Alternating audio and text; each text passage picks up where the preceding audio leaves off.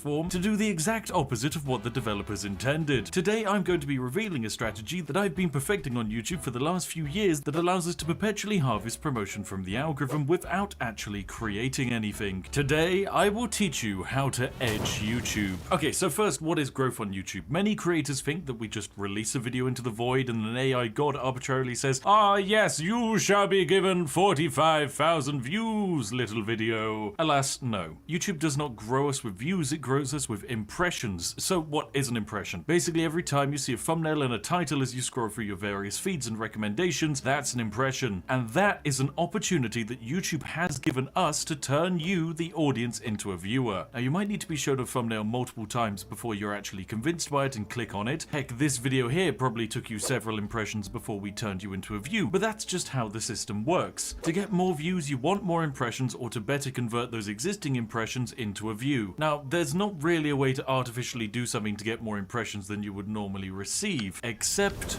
there is. Today we're going to be abusing a little bit of logic that was created for the YouTube algorithm, and we'll use it to yield some very unexpected results. So let's say you're going to premiere a video at 6 PM on Friday. You upload and start the premiere at 6 PM on Wednesday, a few days ahead of time so that your audience can get ready for the release. Now, whilst the premiere page is there, anyone can check it out, but there's no video going to be released to the public until 6 PM on Friday. YouTube knows this and your audience knows this. So 48 hours prior to the release of a video, YouTube will only be giving your premiere a handful of impressions, because no one expects you to sit and wait 48 hours for a video to start. But the closer to releases we get, the more impressions the premiere receives. This is, of course, perfectly logical, but the best way to track how effective this exploit is with the real-time views on a premiere or stream's trailer. This graph here is the real-time views that we received on a trailer that we had on a live stream. But this exploit works on both streams and premieres, so there is literally no difference. The graph here shows a big jump. That jump there is the difference from a stream crossing into the 1 hour until start threshold. As you can see, we're suddenly getting a lot more real-time views. This also correlates with a massive increase with the amount of impressions we're getting. The logic is of course simple, but it does create a problem,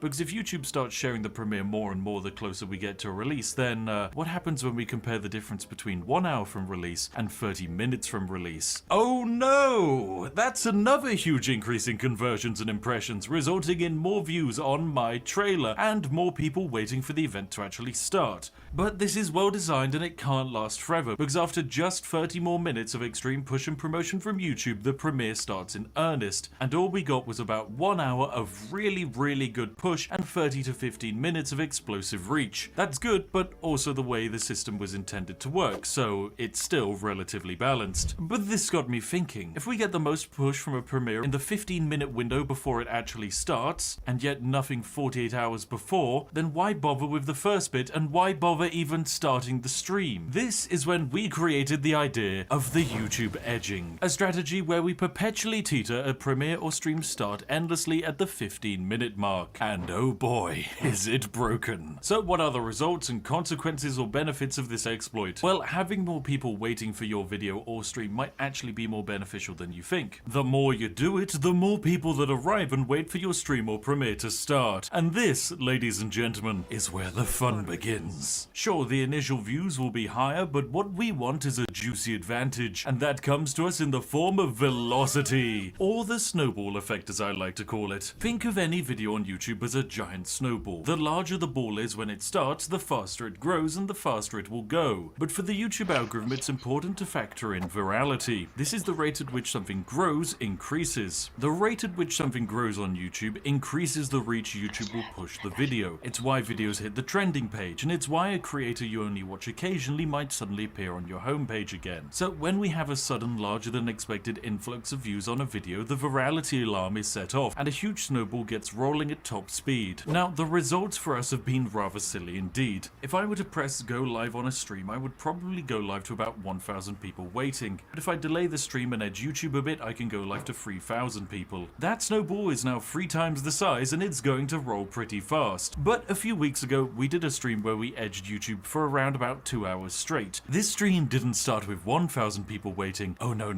It started with 5,800 people waiting, and the velocity snowball began. Now my streams average around about 6,500 concurrent viewers, so starting at literally just under that is a great advantage. But for YouTube, it wasn't just an advantage. It was a sign of a glorious viral hit. So naturally the algorithm sent out more and more impressions until eventually I had my most watched stream of all time, peaking at over 20,000 concurrent viewers. Bugger me sideways with a teabag, ladies and gentlemen. That's what I call a result. But there are limitations to this exploit, especially with how far it can actually take you, because even though you could have infinite impressions, there is still a ceiling. YouTube gives out recommendations to relevant audiences, but what happens if you've pulled from that entire audience? What if your niche topic is just really niche? Well, then it would probably be useful for you to know when it is best to pull this exploit actually off, or how much you can even get out of it. And this right here is my magic little weapon that will give us all of the lovely information. This is vidIQ. It's a multi-purpose tool for YouTube that most content creators use for helps with tags and changing thumbnails and mass edits to videos. But for me, this is a tool that allows me to destroy everything. It was designed to aid with creation, but now it will aid with destruction. vidIQ lets us see the amount of searches per month that a specific tag is getting. This is our potential audience to pull from. The higher the number, generally the further we can go. We can also then see how much competition there is. If competition is high, the odds of someone picking you over existing or alternative content is slimmer. So we need to use this to find the perfect opportunity. So let's go find ourselves an opportunity. We're going to go find out the rising keyword section, and this basically gives us a huge amount of rising keywords that have seen explosive growth on YouTube in the last month. But the issue is most of these aren't exactly relevant to us. So we're going to narrow down our topic to, say, role-playing games, because generally that's the kind of thing I like to play. Then we're going to maximize out the search volume, and we can see that right here at the top, Farthest Frontier has a search volume of 4.2 million searches per month, and its competition is low. This is a very, very glorious sign indeed. So I know that if I were to pull off this exploit, I've got potentially 4.2 million people to draw from, and very little competition to deal with. Because of the sheer power of this exploit, there is actually a stupidly high chance that you will actually yield more than 4 million impressions. Heck, there's a chance you could start yielding 10 million impressions. My latest stream, for example, has almost hit 10 million views alone, and that was on a game that nobody's ever heard of, so imagine if I'd done Farthest Frontier instead. This is the power of pure data mixed with exploits. It's perfectly bloody balanced.